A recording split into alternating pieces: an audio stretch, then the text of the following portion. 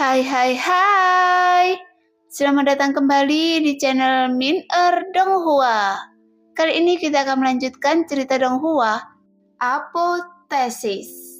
Nggak pakai lama lagi, langsung aja kita ke ceritanya. Check it out. Bagaimanapun King Long mengetahui semua karakter di antara ratusan klan di alam atas. Jadi mendengar perkataan King Long, Lo Sheng sangat gembira. Kali ini dia juga belajar menjadi pintar. Lelaki tua ini tidak mau berbicara pada dirinya sendiri sama sekali. Jadi Lo Sheng langsung mengikuti terjemahan yang diberikan oleh King Long dan berkata, "Dengan api langit, korbankan teratai meninggalkan bumi, membakar segudang Fayongchang."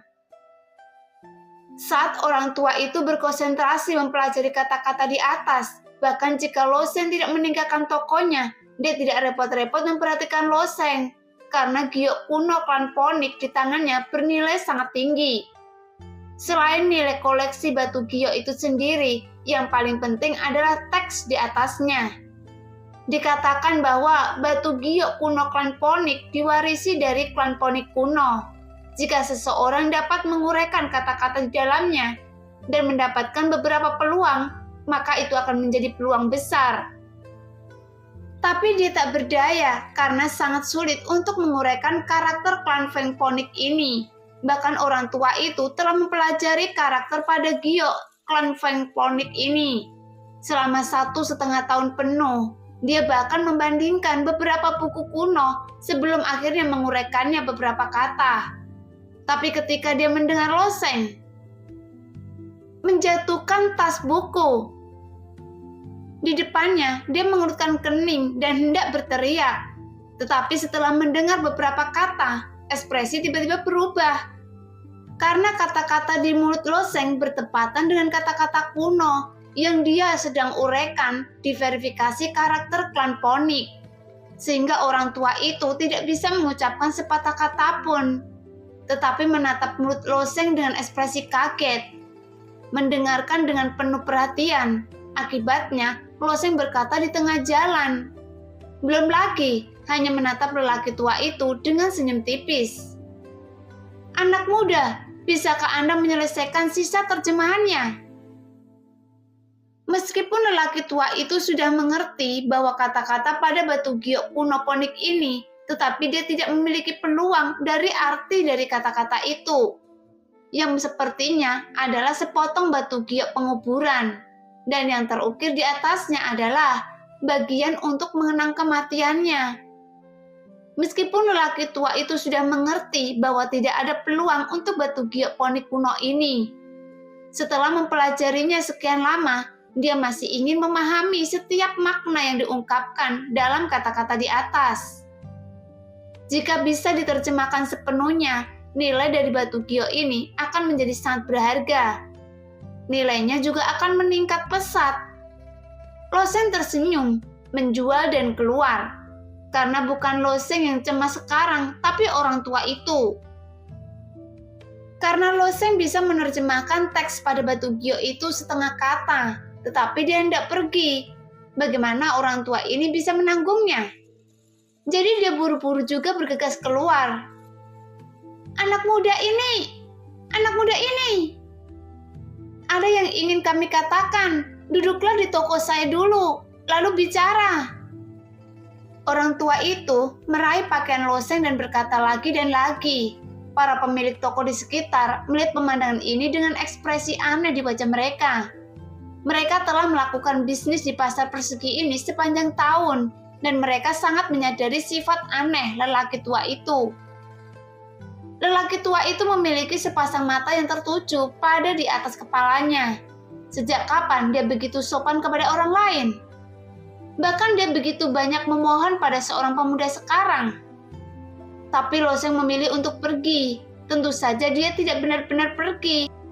Meskipun bahan-bahan yang terdaftar atas permintaan King Long dapat dibeli di kota Yunhai, tetapi karena bahan-bahan tersebut dapat dibeli di kota Yundian, jadi mengapa repot-repot?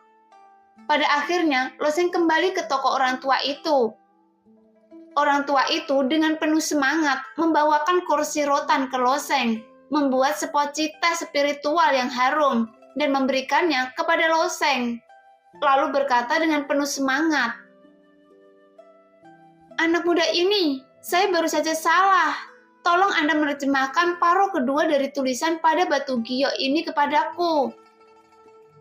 Jelas situasi lelaki tua itu sekarang sepertinya seperti menebak teka-teki.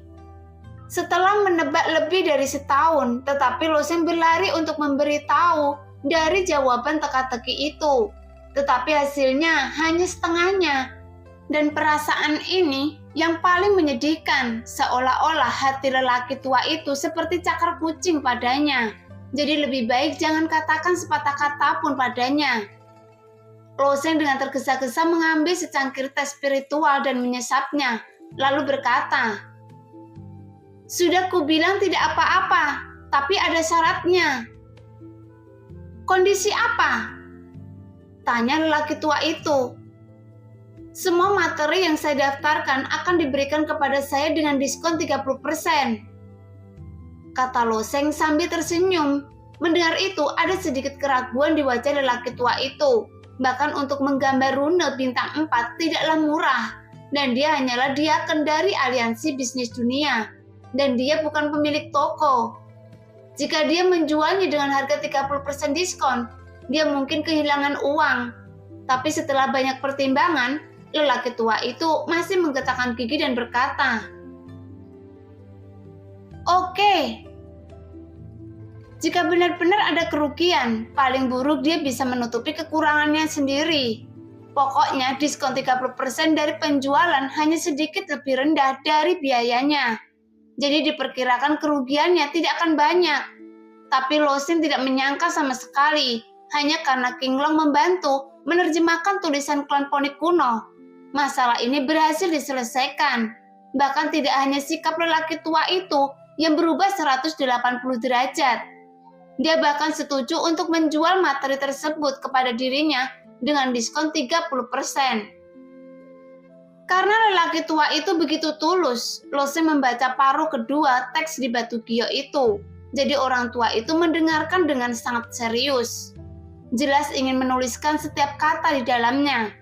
Setelah Loseng selesai membaca, mata lelaki tua itu berbinar dan dia bertanya, "Anak muda, di mana Anda mempelajari naskah klan Poni kuno ini?" Karena menurut pengetahuan lelaki tua itu, di dunia 1000 besar mereka berada di masa lalu menjadi anggota klan Poni kuno, tetapi mereka sudah lama binasa dan sekarang tidak ada lagi keturunan klan Feng Poni. Adapun karakter klan Poni mereka juga telah hilang. Loseng secara alami tidak akan mengatakan yang sebenarnya, tetapi hanya tersenyum dan berkata, "Saya tidak bisa mengatakan ini, tetapi jika Anda menemukan kata-kata asing dan perlu menguraikannya, Anda dapat datang kepada saya. Saya pikir saya seharusnya mampu menerjemahkan." Mendengar apa yang dikatakan Loseng, King Long langsung tidak senang. "Loseng, saya hanya membantu Anda menerjemahkan kata-kata ini. Belum lagi, meskipun saya tahu banyak bahasa, tidak mungkin untuk mencangkup semua bahasa," kata King Long dengan dingin. Di saat yang sama, wajah lelaki tua itu berubah drastis. Jika Loseng mengatakan ini sebelum menerjemahkan tulisan batu giok kuno, lelaki tua itu mungkin akan melepas sepatunya dan menggunakan sol besar untuk menggambar wajah Loseng. Beberapa banyak karakter aneh yang ada di dunia ini. Setelah beberapa ras meninggalkan tulisannya, semua ras itu musnah. Jadi siapa lagi yang bisa memahami tulisannya? Namun Loseng baru saja menerjemahkan teks kuno klan Poni dengan mudah. Jadi lelaki tua itu tidak berani menyangka Loseng secara langsung. Karena dia memperkirakan bahwa Loseng mungkin benar-benar mahir dalam beberapa karakter dan bahasa khusus. Dan mungkin dia akan memintanya. Kepala Loseng di masa depan, ketika dia berada di tempat kejadian, dia tidak menganggap serius kata-kata Loseng. Tetapi di permukaan, dia berkata dengan hormat, "Baiklah, Anda adalah murid Yundian, kan? Melihat usia Anda harus menjadi murid aula elit. Saya tidak tahu nama Anda. Saya khawatir saya masih akan memiliki sesuatu untuk mengganggu Anda di masa depan. Loseng tersenyum sedikit, memberitahu orang tua itu namanya dan kemudian berkata, "Oke, Anda ambil bahan-bahan itu." Lelaki tua itu mengangguk, lalu dia berteriak ke toko dan 2 asisten toko keluar dari belakang. Lelaki tua itu mengambil daftar bahan dari loseng dan melemparkannya ke 2 asisten toko. "Pergilah, siapkan semua bahan ini untuk saya." Lalu dia memalingkan wajahnya dan bertanya kepada loseng. Karena loseng ingin belajar menggambar rune, dia secara alami membutuhkan pena rune. Kebetulan saya punya beberapa rune pena di sini. Meski bukan barang yang terlalu bagus, tapi ini juga produk yang bagus dan sempurna untuk berlatih menggambar rune. Setelah berbicara, lelaki tua itu membuka laci dan membawa tempat pena di dalam laci. Dan ada beberapa pena rune yang dipasang tepat di rak. Model pena rune ini berbeda-beda dan bahannya juga berbeda. Ada badan pena yang terbuat dari batu giok dan tempat pena yang terbuat dari tulang binatang. Jika Anda seorang pemula, saya merekomendasikan yang ini, kata lelaki tua itu. Pena rune ini terbuat dari penyambung dan pengikatan batu giok yang rusak. Saat menggambar rune, kekuatan jiwa dapat menembus dari celah batu giok yang rusak ke ujung pena, sehingga akan lebih mudah digunakan. Mendengar kata-kata lelaki tua itu, pikiran loseng bergerak. Lagi pula dia seorang pemula. Jika dia menggunakan pena rune yang lebih ringan, menggambar rune relatif lebih mudah. Saat loseng hendak mengambil keputusan, dia mendengar Kinglong dalam benaknya dan berkata, "Jangan pilih yang ini, pilih yang di sebelahnya." Mata loseng bergerak dan dia mendarat di sebelah pena rune ini. Namun pena rune terbuat dari logam, jadi loseng bertanya, "Bagaimana dengan pena rune ini?"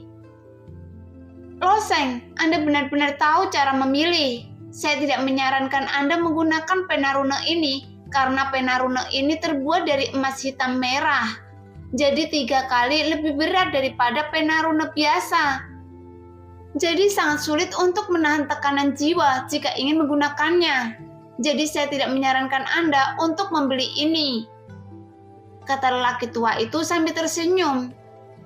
"Apakah Master Rune Senior akan memilih pena rune ini?" Mendengar itu, Loseng juga ragu-ragu, tetapi Kinglong kemudian berkata, "Untuk kamu menggambar rune, fungsi lainnya adalah untuk melatih jiwa Anda. Jadi apa gunanya memilih pena rune yang terbuat dari batu giok yang rusak? Dengarkan saya, beli saja yang ini, karena saya adalah guru rune Anda." Mendengar itu, Loseng hanya bisa memilih pena rune logam ini, meskipun lelaki tua itu tidak setuju. Dengan penggunaan pena rune yang terbuat dari logam oleh Loseng, dia tidak akan menyinggung Loseng. Namun setelah mengambil pena rune ini dari lelaki tua itu, Loseng tiba-tiba terasa berat di tangannya. Meskipun berat, ini tidak berarti apa-apa bagi Loseng. Pengaruh menggambar rune masih besar. Lagi pula, setiap rune sangat tepat.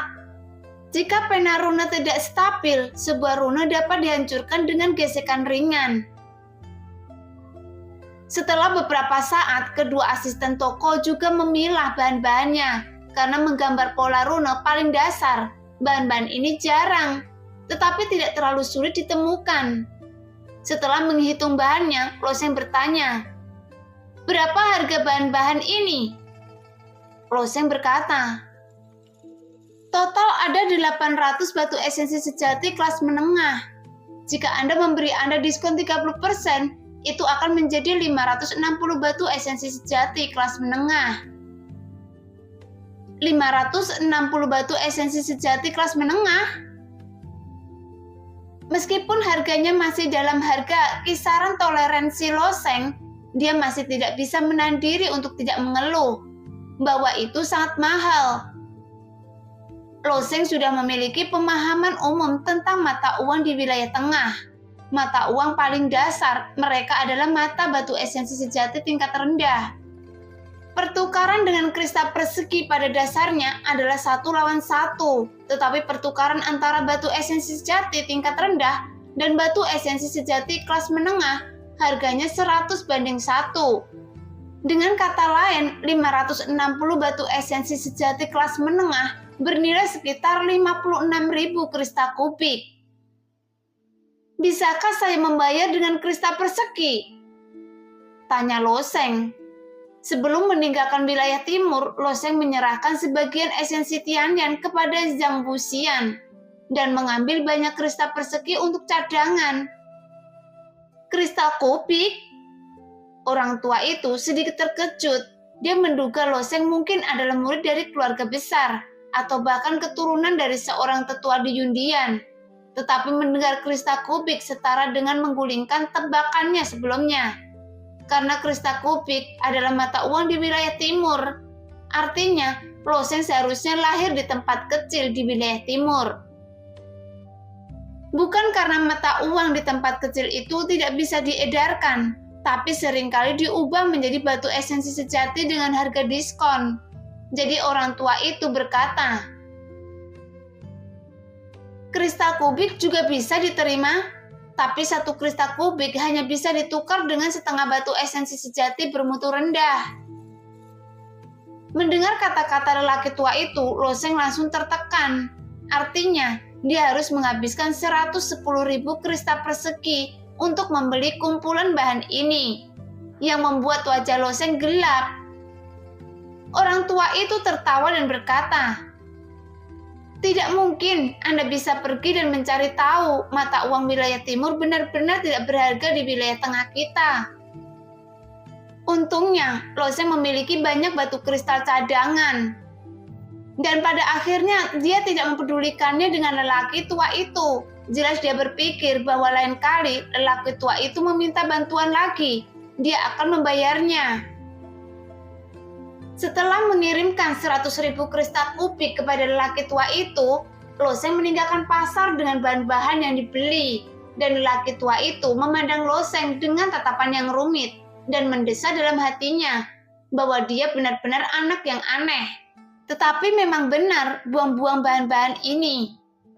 Bagaimanapun, 100.000 batu esensi sejati bermutu rendah bukanlah jumlah yang kecil yang menunjukkan anak muda saat ini benar-benar tidak dapat diprediksi. Setelah kembali ke kediamannya, Lo Sheng mulai bersiap menggambar pola dewa. Bahan-bahan ini tidak dapat digunakan ketika dibawa kembali.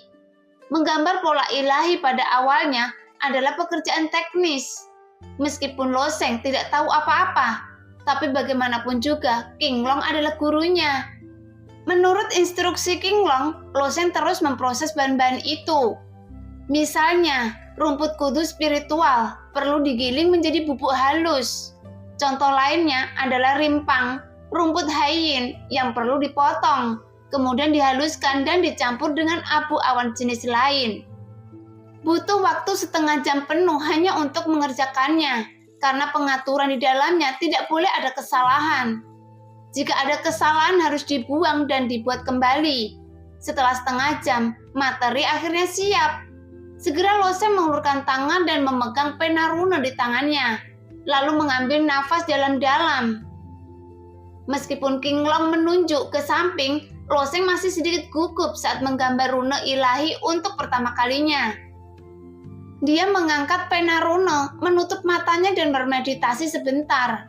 Jiwa kuning muda muncul dari sela-sela alisnya, tapi berbeda dengan menggunakan duri mengejutkan. Karena jiwa duri mengejutkan berubah menjadi duri untuk menyerang lawan, jadi kecepatannya sangat cepat dan kejam. Kali ini memasukkan kekuatan jiwa ke ujung pena untuk menggambar pola ilahi. Tentu saja, semakin lambat semakin baik. Ketika jiwa Lo Sheng dituangkan ke dalam pena rune, ujung pena keluar dari baris pertama di atas kertas. Tahap pola ilahi pertama, seperti yang dikatakan King Long, adalah disebut pola dewa meditasi yang berhubungan dengan rune meditasi. Setelah rune semacam ini digambar, biasanya ditempatkan di ruang budidaya atau bahkan di beberapa pembakar dupa untuk merangsang efek rune ini. yang dapat membuat orang memasuki kondisi meditasi dengan cepat.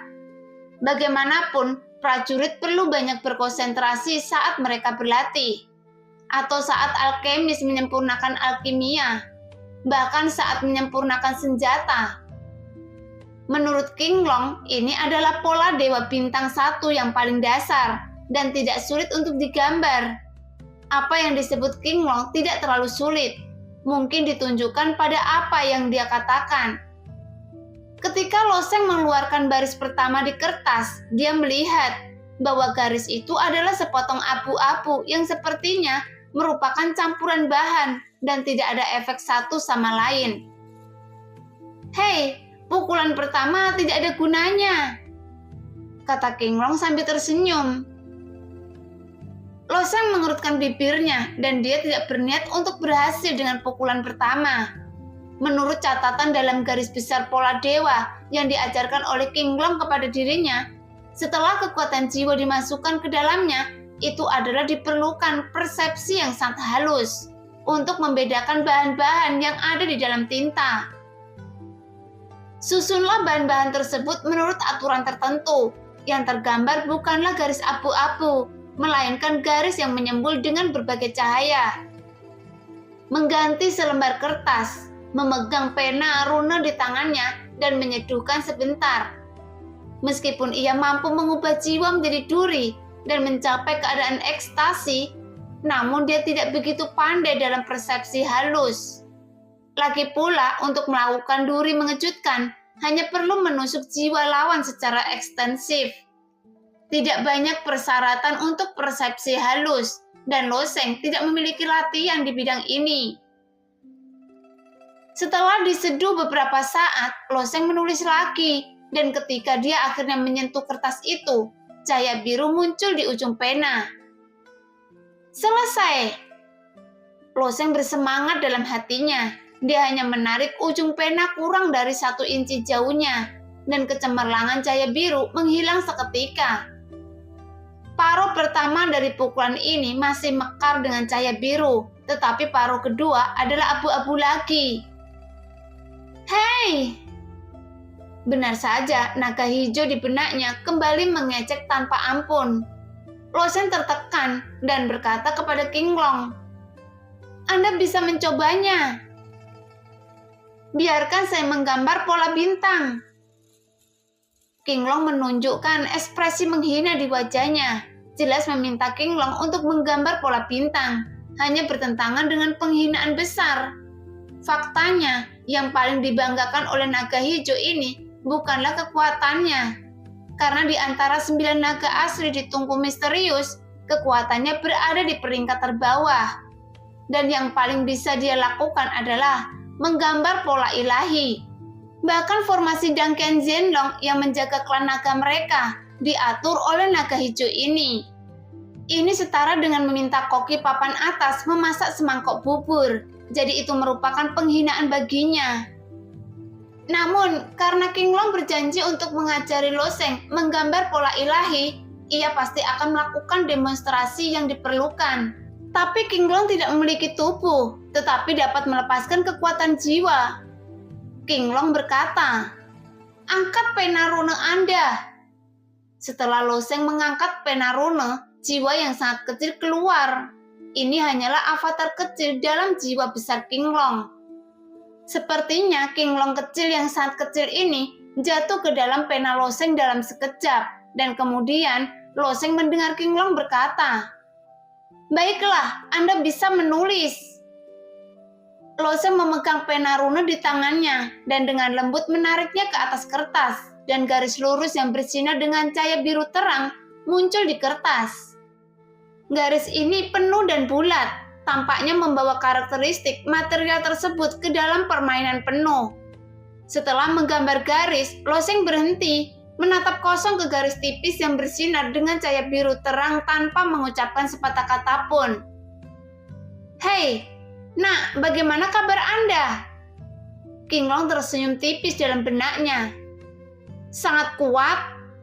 Loseng menghela nafas. "Ini tidak bisa dihindari, tapi kamu tidak perlu khawatir. Faktanya saya tidak memberitahu Anda. bahwa Anda sudah menguasai triknya setelah pukulan kedua. Beberapa master rune dengan bakat yang lebih sedikit membutuhkan beberapa bulan atau bahkan setengah tahun latihan untuk dapat melakukannya. Tiba-tiba ejekan King Long adalah sarkasme, namun nyatanya dia masih terkejut dengan kecepatan Lo Sheng di dalam hatinya. Seolah menggambar pola dewa adalah kemampuan alaminya. Setengah tahun?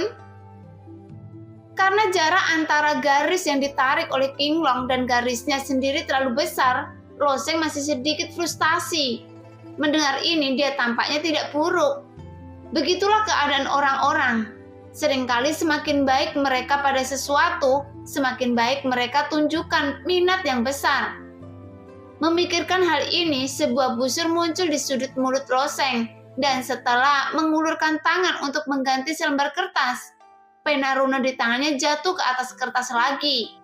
Kemudian, jiwa bernuansa dan persepsi material paling halus.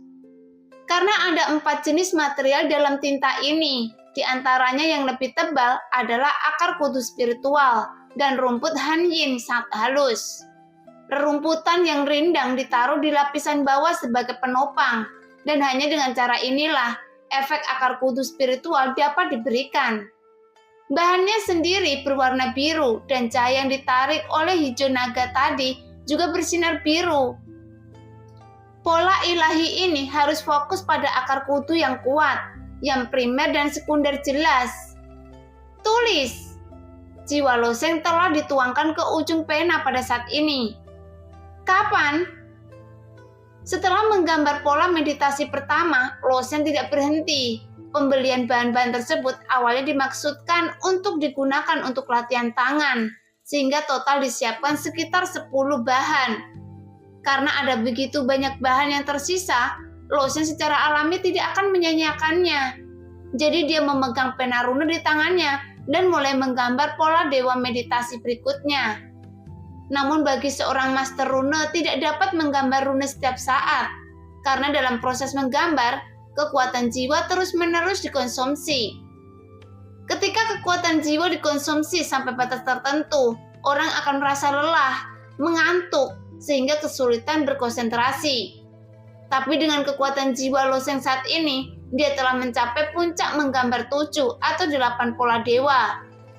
Ketika dia baru saja selesai menggambar pola dewa ke-8 dan hendak mulai menggambar pola dewa ke-9, dia tiba-tiba merasa tidak nyaman dan kepalanya seperti meledak, sehingga dia tidak dapat berkonsentrasi.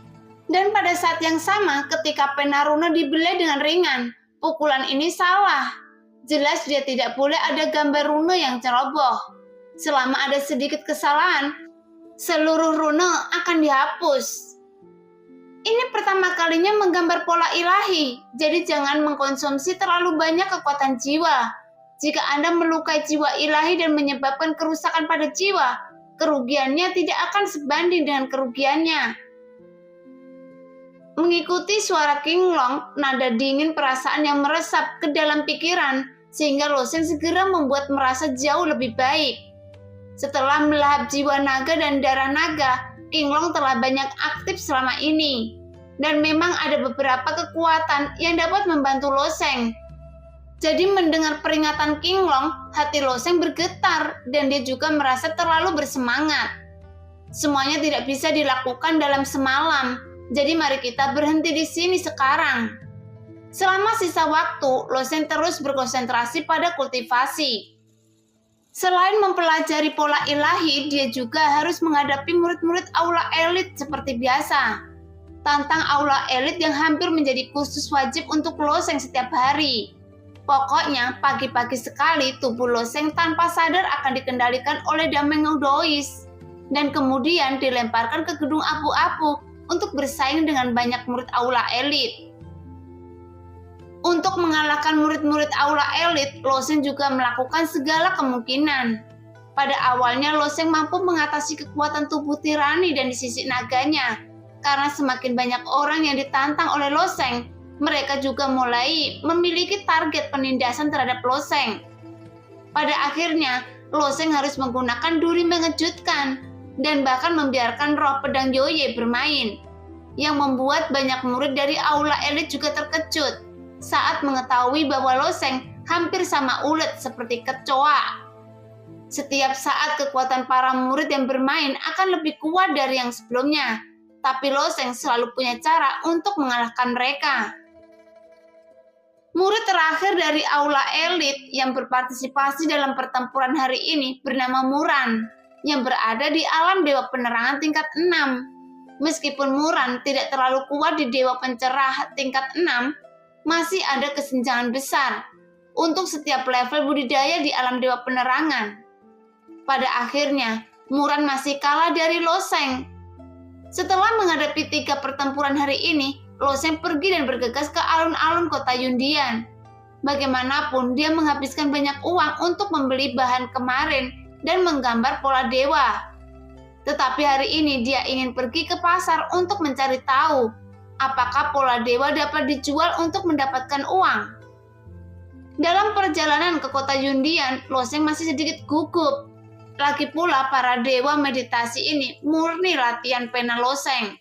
Tetapi kemarin Loseng sangat membantu orang tua dari aliansi bisnis dunia. Bahkan jika Loseng ingin menjual, dia harus bayar harganya. Saya khawatir dia tidak akan diusir lagi, kan? Pada saat ini, Jodie di istana es sedikit tidak puas saat ini. Dia sedikit mengernyit, menatap Loseng disingui. Ya, mengapa dia ingin menggambar dan belajar menggambar rune?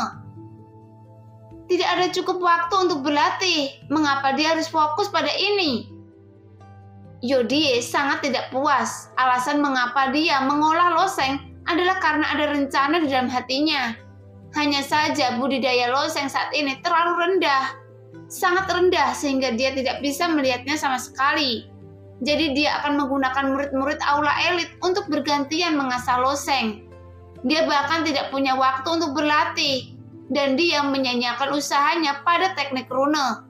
Dari sudut pandang Jodie, Loseng hanya membuang-buang waktu. Lagi pula seni rune terlalu luas dan mendalam. Banyak master rune dan master array sihir telah menghabiskan hampir seumur hidup kerja keras untuk mencapai kesuksesan. Tapi Loseng tidak memiliki dasar untuk rune sebelumnya. Tapi niat sementara untuk belajar seperti ini karena menggambar rune lebih mudah diucapkan daripada dilakukan. Dameng Dois berkata sambil tersenyum. Master Istana, tidak ada salahnya anak muda mencoba hal baru. Jika dia menemui kesulitan dengan teknik rune, dia secara alami akan menyerah dan menyerah. Tidak perlu khawatir tentang apapun. Tidak, kata Jodie, alisnya yang tipis terangkat. Waktu hampir habis, Loseng harus masuk ke alam Dewa Penerangan, jadi tidak ada gunanya untuk mempraktekkan teknik rune apapun. Saya pikir dia harus menghindarinya. Mendengar kata-kata Jodie, Dameng Dois menghela nafas dalam hati, berpikir bahwa Tuan Istana seharusnya paling mengkhawatirkan dirinya sendiri, bukan? Sutra Hati 9 surga dari guru istana telah mencapai surga terakhir. Dan ini adalah cara yang tepat untuk meningkatkan kultivasinya dengan cepat. Tidak peduli seberapa berbakatnya Loseng, dia hanya seorang junior. Tapi Dameng Dois hanya berpikir begitu dalam hatinya. Dan dia tidak berani berbicara langsung, karena sifat keras kepala istana sudah dikenal di seluruh Yundian, dan mungkin sangat sulit untuk mengubah pikirannya. Setelah Jodie selesai berbicara, dia membakar jimat transmisi suara. Zhongrui, datanglah pada saya untuk bertemu saya di sini. Zhongrui? Dameng Dois tertegun sejenak dan bertanya dengan wajah aneh. Master Istana, apa yang Anda minta agar dilakukan oleh Zhongrui? Apakah Anda ingin dia mengajarkan rune Loseng?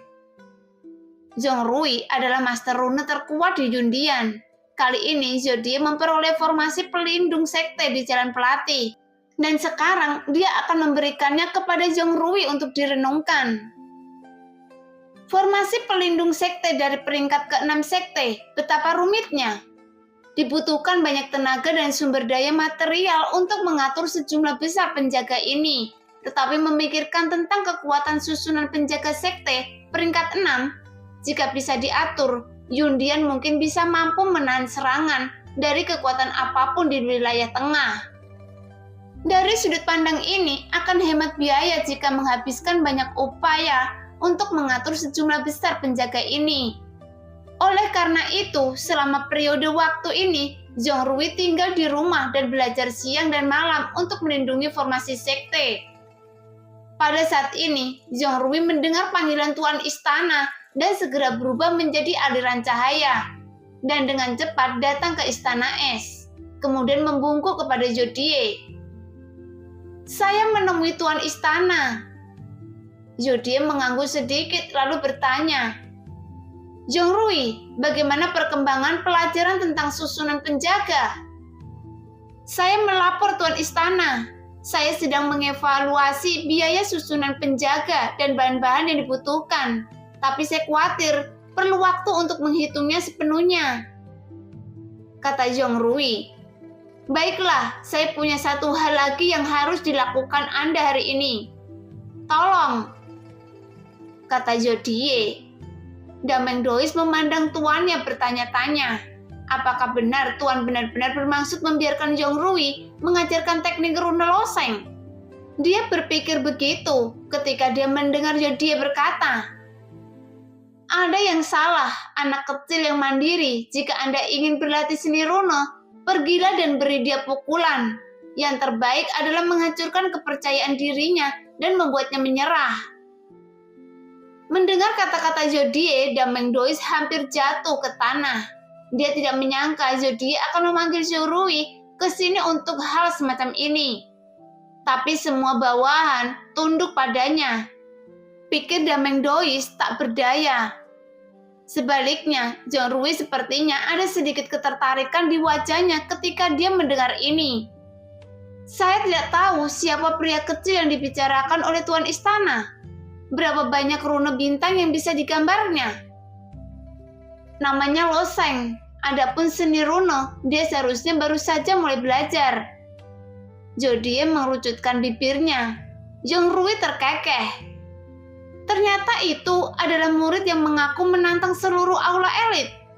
"Saya mengerti. Saya berjanji untuk menghancurkan kepercayaan diri si kecil ini, sehingga dia tidak akan pernah menyentuh benda ini seumur hidupnya. Sekarang dia dalam perjalanan ke Fangxi. Anda bisa pergi ke sana sekarang." Zhodie mengangguk. Keterampilan rune Zhongrui tidak perlu dipertanyakan lagi. Jika tidak, Zhodie tidak akan memberinya susunan penjaga. Setelah menerima perintah Zhodie, Zhongrui terbang keluar dari Istana Es sepanjang jalan dan langsung menuju Fangxi dalam garis lurus sepanjang jalan. Tapi Zhongrui memikirkan bagaimana menyelesaikan tugas yang diberikan oleh kepala istana. Dengan prestasi Zhongrui dalam seni rune, terlalu mudah untuk menyerang kepercayaan diri seseorang magang pemula. Dia bahkan memiliki kepercayaan diri untuk membiarkan loseng tidak pernah menyentuh rune dalam hidupnya. Setelah beberapa saat, Zhongrui datang ke Fangxi. Pada saat ini, loseng kebetulan berjalan ke ujung Fangxi dan memasuki toko aliansi bisnis dunia. Alam bawaan tingkat keempat, bawaan, itu seharusnya dia. Zhongrui mengangguk karena di antara para murid di seluruh aula elit, tidak banyak makhluk bawaan dan hanya loseng yang merupakan alam bawaan ke tingkat keempat bawaan. Memikirkan hal ini, Zhongrui juga berjalan menuju toko. Orang tua di toko aliansi bisnis dunia saat ini sedang memegang pena tinta, menulis kata-kata di batu giok kuno. Dia dengan tegas mengingat proto kuno para dewa kuno yang diuraikan loseng, dan menulisnya kata demi kata ke dalam bahasanya. Pada saat ini, loseng tiba-tiba datang ke pintu yang mengejutkan lelaki tua itu, tetapi dia juga sangat sopan. "Loseng, saya tidak tahu apa yang harus saya lakukan ketika saya datang ke pintu hari ini. Beberapa bahan yang Anda butuhkan. Jika loseng benar-benar ingin mempelajari seni rune, materi kemarin seharusnya cukup bagi loseng untuk mendukungnya untuk sementara waktu." Sebelum Loseng dapat berbicara, sebuah suara tiba-tiba datang dari luar pintu. Sang tua, sudah lama tidak bertemu. Bagaimana kabar bisnisnya? Orang tua dari aliansi bisnis dunia bernama Sang Le, karena dia telah melakukan bisnis di kota Yundian sepanjang tahun. Dan Yong Rui, sebagai master rune paling terkenal di Yundian, sering berkunjung ke sini dan keduanya cukup akrab satu sama lain. Mendengar bahwa itu adalah Yong Rui, senyuman muncul di wajah Sang Le. Faktanya, lelaki tua itu tidak memiliki temperamen buruk terhadap semua orang. Jika tidak, dia tidak akan bisa menjadi diaken aliansi bisnis dunia. Seperti Yong Rui pelanggannya, Sang Li tidak akan pernah menyinggung perasaannya. Bisnis ini sangat ringan. Saya tidak mengharapkan Anda untuk lebih menggurui, kata Sang Li sambil terkekeh dan buru-buru memanggil orang-orang untuk membuat teh. Begitu Sung Rui memasuki pintu, matanya tertuju pada Loseng dan dia sedikit tersenyum. Ini adalah murid dari Yundian Aula Elit Anda. Baru-baru ini dia ingin berlatih seni rune. Sang Li tersenyum menatap Loseng dan berkata, ini adalah master rune terkuat di Yundian Anda, Loseng. Jika Anda benar-benar ingin mempelajari seni rune, alangkah baiknya meminta nasihatnya. Nah, demikianlah cerita hari ini. Terima kasih yang sudah menonton video Min Earth sampai selesai. Sampai jumpa di video selanjutnya. Bye-bye.